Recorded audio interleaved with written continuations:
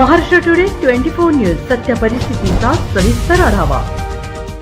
अकोला जिल्ह्यातील अकोट तालुक्यातील जनतेच्या हक्कासाठी आणि प्रलंबित प्रश्नांच्या न्याय समाधानासाठी सामाजिक कार्यकर्ते तथा पत्रकार रविराज मोरे यांनी अखेर आपल्या आमरण उपोषणाला सुरुवात केली। उपोषणाच्या प्रारंभी भारतरत्न डॉक्टर बाबासाहेब आंबेडकर, क्रांतीसूर्य महात्मा ज्योतिराव फुले आणि छत्रपती शिवाजी महाराज यांच्या प्रतिमांचं पूजन करून आंदोलनाची औपचारिक सुरुवात करण्यात आली। या आंदोलनाला पहिल्याच दिवशी मोठा प्रतिसाद मिळाला।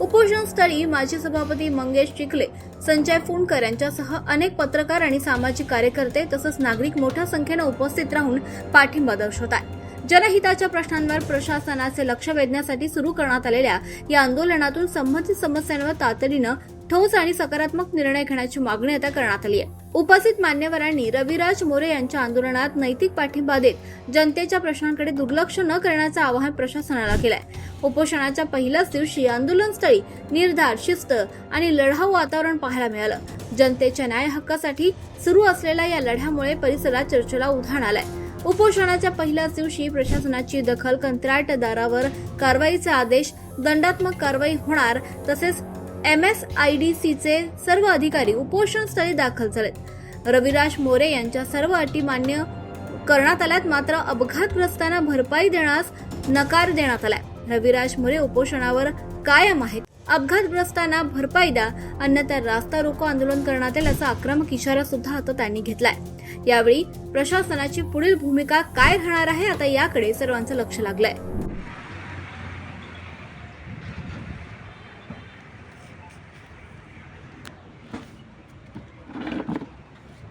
मी रविराज मोरे कालपासून दिनांक 7 जून 2026 पासून आमरण उपोषणाला संतोषी माता मंदिर अकोट दर्यापूर रोड इथं बसलेलो आहोत। माझ्यासोबत असंख्य माझे पत्रकार बांधवसुद्धा उपोषणाला बसलेले आहेत। त्याचं कारण असं की अकोट मतदारसंघातील अतिशय महत्त्वाचा असलेला रस्ता व अमरावती व बुलढाणा जिल्ह्याला जोडणारा महत्त्वाचा रस्ता जो रंभापूर फाटा ते वारखेड फाट्यापर्यंत आहे। या रस्त्याला शेकडो जवळपास 300 ते 400 ग्रामीण म्हणजे ग्रामीण भाग खेड्याला जोडणारा हा रस्ता आहे। येणाऱ्या आता पावसाळ्याचे दिवस आहेत, शेतकरी बांधव गाडीवर मोटरसायकलवर खत नेण्याचा प्रयत्न करतात, बियाणे, लहान लहान मुले बालगोपाल या रस्त्याने प्रवास करतात, शाळेचे विद्यार्थी प्रवास करतात। तर मागील या रस्ता बांधकाम सुरू झाल्यापासून 1 वर्षापासून या रस्त्यावर अनेक अपघात झालेले आहेत। माझ्यासोबत जे बसलेले आहेत हे जे नेरकर आहेत, म्हातारे आहेत, 74 वर्ष यांचं वय आहे, यांचे अक्षरशः या अपघातामध्ये डोळे गेलेले आहेत। कायमस्वरूपी यांना अपंगत्व आलेलं आहे। यांना आज रोजी घरी बसण्याची वेळ आलेली आहे। साधारण परिस्थितीत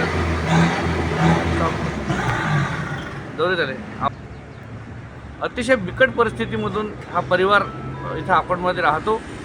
आज रोजी यांना कायमस्वरूपी अपंगत आल्यापासून मागील 8 महिन्यापासून अकोट ग्रामीण पोलिसांकडे यांनी तक्रार दाखल केलेली आहे, परंतु ग्रामीण पोलिसांनी कोणत्याही प्रकारची भूमिका घेतली नाही, कठोर भूमिका घेतली नाही। कंत्राटदारावर गुन्हे दाखल केले नाहीत। नियमानुसार कंत्राटदारावर गुन्हे दाखल होणे गरजेचे आहेत। MSIDCचे अधिकाऱ्यांचं असं म्हणणं आहे की बा अपघाताशी आणि आमचा काही संबंध नाही। आम्ही कंत्राटदाराला जे ॲग्रीमेंट केलेलं आहे, जे कंत्राटदाराशी जे आमचं ॲग्रीमेंट असते त्या ॲग्रीमेंटमध्ये ह्या सगळ्या गोष्टी नमूद असतात। तर ही जी भरपाईसाठी आम्ही इथं बसलेलो आहे, यांना भरपाई मिळावी यांच्यासोबत एक राहुल वाकोडे नावाचा एक विद्यार्थी आहे, आमचे पत्रकार बांधव आहेत, गणेश वाकोडे यांचा तो मुलगा आहे, त्याचासुद्धा खूप मोठ्या प्रमाणात अपघात झालेला आहे। त्याचीसुद्धा भरपाई आम्हाला या ठिकाणी हवी आहे। असे अनेक अपघातग्रस्त लोक आहे या रस्त्यावर पडलेले आहेत। त्यामुळे या संबंधित आम्ही ग्रामीण पोलीस स्टेशनला, अकोट ग्रामीण पोलीस स्टेशनला तक्रारसुद्धा यांनी दिलेली आहे, परंतु कंत्राटदार व ग्रामीण पोलीस यांचा काहीतरी साटेलोटे आहेत, आर्थिक देवाणघेवाण झाली आहे असा आमचा स्पष्ट आरोप आहे। त्यामुळे आता हा न्याय आम्ही कोणाकडे मागावा अशी परिस्थिती इथं निर्माण झालेली आहे। त्यामुळे काल पहिल्याच दिवशी माझ्या उपोषणाच्या पहिल्याच दिवशी MSIDC यांच्याकडून काही 10-12 अधिकारी मला भेटायला आले। त्यांनी मला विनंती केली की उपोषण स्थगित करावं। त्यांनी मला पत्रसुद्धा दिलेलं आहे की तुमच्या सर्व अटी मान्य, परंतु त्या अटीमध्ये एक माझी महत्त्वाची जी अट आहे की या अपघातग्रस्तांना यांची भरपाई मिळावी. कायमस्वरूपी अपंगत्व आलं हे परत आपण करू शकत नाही, पण त्यांची परिस्थिती गरीब आहे. आज यावर्षी त्यांचं शेत पेरणीची त्यांची आज अनेक अडचणींचा त्यांना सामना करावा लागत आहे. त्यामुळे यांना भरपाई द्यावी. काल माझ्याकडे जे आलेले अधिकारी आहेत, अमोल पवार, प्रोजेक्ट मॅनेजर राहुल डुबल, श्रीनिवास राव, विजय अडसुले, नितीन नाकड, नितीन डिके, एवढे सगळे अधिकारी या ठिकाणी येऊन गेले. त्यांनी इथं हस्ताक्षर दिलेलं आहे, मला लिहून दिलेलं आहे. आम्ही यापुढे हा रस्ता मुदतीत कंप्लीट करू, चांगल्या दर्जाचा करू. मात्र या लोकांना भरपाई देण्याची जबाबदारी आमची नाही, कंत्राटदाराची जबाबदारी आहे, किंवा कंत्राटदारावर पोलिसांनी गुन्हे दाखल करणे आवश्यक आहे. परंतु आकड ग्रामीण पोलीस स्टेशन 8 महिने झाले या 74 वर्षीय वृद्धांची कोणत्याही प्रकारची दखल घेतलेली नाही आणि भरपाईसुद्धा मिळण्यासाठी आम्हाला कोणत्याही कंत्राटदाराचा रिस्पॉन्ड नाही. त्यामुळे आमची ठाम मागणी आहे की कंत्राटदार, जो मुख्य कंत्राटदार आहे, जो अहमदाबादमध्ये राहतो, गुजरातमध्ये, त्याच्यावर गुन्हे दाखल करावे, कठोर गुन्हे दाखल करावे. तात्काळ 326 प्रमाणे कठोर गुन्हे दाखल करून त्याला अटक करावी, ही आमची मागणी आहे.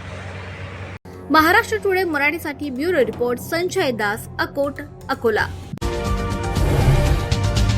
आजच महाराष्ट्र टुडे 24 न्यूजला सबस्क्राईब करा आणि सत्य परिस्थितीचा सविस्तर आढावा पहा.